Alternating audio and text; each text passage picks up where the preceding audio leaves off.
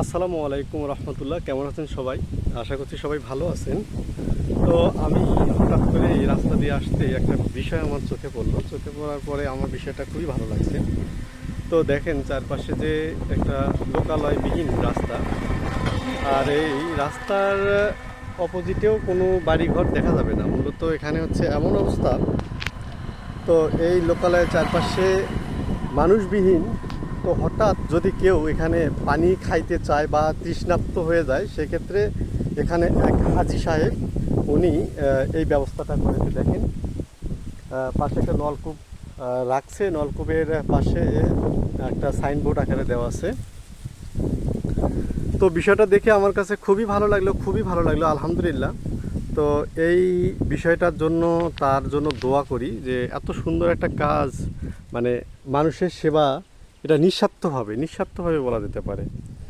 তো আমি যেহেতু একটু হালকা তৃষ্ণা লেগেছে, তো আমিও চেষ্টা করব এই টিউবওয়েলের পানিটা খাবো আর তার জন্য একটু দোয়া করব। যাক, আলহামদুলিল্লাহ আমিও এই পানিটা খাবো। বাংলাদেশে তো হচ্ছে চোরের খনি, তো যার কারণে কোনো জিনিস সুরক্ষাভাবে থাকার কোনো অপশন নেই। যদি এই জায়গাতে শিকলবদ্ধ না করা হইতো, তাহলে মনে হয় টিউবওয়েলের হাতাসহ টিউবওয়েলটাই চুরি হয়ে যেত। তো যাই হোক, চোর যেহেতু বাংলাদেশে বিদ্যমান, সেক্ষেত্রে এটাই স্বাভাবিক। তো এই যে গ্লাসটা দেখেন, এই গ্লাসটা মানে নির্দিষ্ট একটা দূরত্বে একটা রশি বেঁধে দেওয়া হয়েছে। মানে কী রকম সুরক্ষা দিতে গেলে একটা গ্লাস চুরি হয়ে যাবে, সেরকম একটা গ্লাস এখানে বদ্ধ করে রাখা হয়েছে। যাই হোক, আলহামদুলিল্লাহ আমি একটু পানিটা খাই।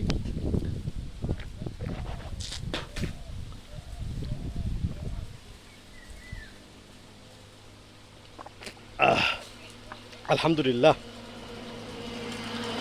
তো সমস্ত প্রশংসা সেই মহান রব্বুল আলামিনের জন্য, আর যে ব্যক্তি এই কাজটা করেছে তার জন্য শুকরিয়া, আর তার জন্য মন থেকে দোয়া রইল।